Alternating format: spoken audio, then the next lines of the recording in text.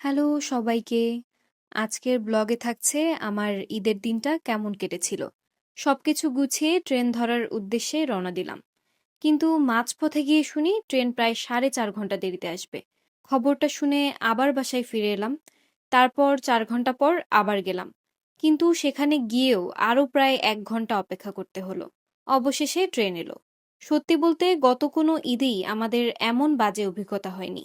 আমরা ঈদের ঠিক আগের দিন গ্রামের বাসার উদ্দেশ্যে রওনা হয়েছিলাম। স্টেশনে কিংবা ট্রেনের ভিতরে তেমন কোনো ভিড় ছিল না। তবে দীর্ঘ পথের যাত্রায় কেবিন না পাওয়ায় অনেকক্ষণ বসে থাকতে বেশ কষ্ট হচ্ছিল। তার উপর ট্রেনটি প্রায় প্রতিটি স্টেশনেই দীর্ঘ সময় দাঁড়িয়েছিল এবং খুব ধীর গতিতে চলছিল। আমরা সঙ্গে করে কিছু খাবার নিয়ে গিয়েছিলাম, কিন্তু দীর্ঘ যাত্রার কারণে সেগুলো সব শেষ হয়ে যায়। পরে ট্রেন থেকেই খাবার অর্ডার করতে হয়েছিল। তবে খাবারের মান খুব একটা ভালো ছিল না। দুপুর 12টার দিকে যাত্রা শুরু করে বাড়ি পৌঁছাতে পৌঁছাতে রাত 11:30 বেজে যায়। খাওয়া দাওয়া শেষ করে সেদিন সরাসরি ঘুমিয়ে পড়েছিলাম। পরদিন সকালে ঘুম থেকে উঠেই ফ্রেশ হয়ে বের হলাম গরু দেখতে আর আম্মুর লাগানো গাছগুলো ঘুরে দেখতে। সকালটা বেশ ফুরফুরে লাগছিল। চারদিকে যেন ঈদের একটা আলাদা আবহ ছড়িয়েছিল। আমার কাছে মনে হয় রোজার ঈদের তুলনায় কোরবানির ঈদে গ্রামের পরিবেশে ঈদের আমেজটা আরো বেশি অনুভব করা যায়। ঘুম থেকে উঠে শুনলাম সবাই ইতোমধ্যে ঈদের নামাজে চলে গিয়েছে। আমি তখন আম্মুর মরিচ গাছগুলো দেখছিলাম।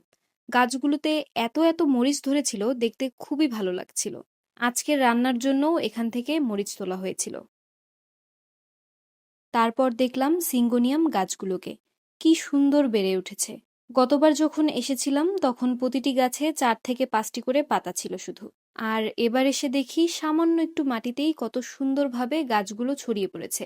এখান থেকে চারা নিয়ে গিয়ে আমি বাসায় লাগিয়েছিলাম, কিন্তু আমার গাছগুলো না এতটা বড় হয়নি।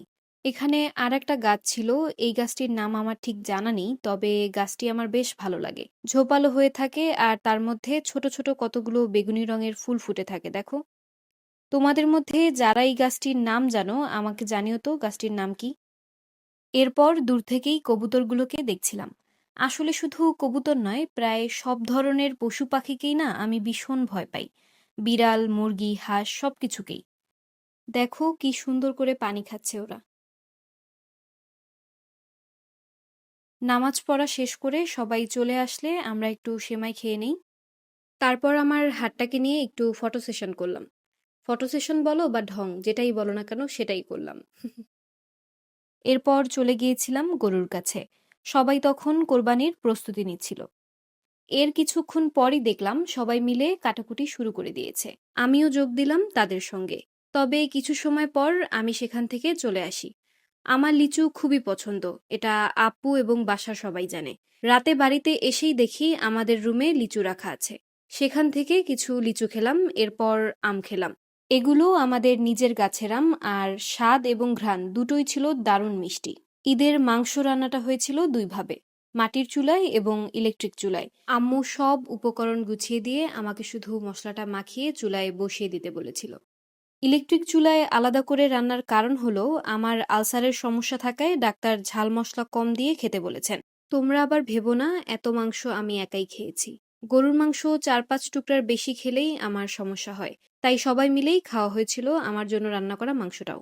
বিকেলের দিকে একটু হাঁটাহাঁটি আর ছবি তোলার জন্য বের হয়েছিলাম। তখন চোখে পড়ল কয়েকটি কদম ফুল গাছের।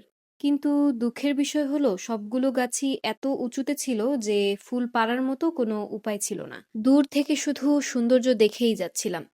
রাতে সবাই খাওয়া দাওয়া শেষে অনেকক্ষণ গল্প করলাম। পরিবারের সবাই একসঙ্গে বসে গল্প করার আনন্দটাই আসলে আলাদা। দেখতে দেখতে এভাবেই শেষ হয়ে গেল এবারের ঈদের দিনটি।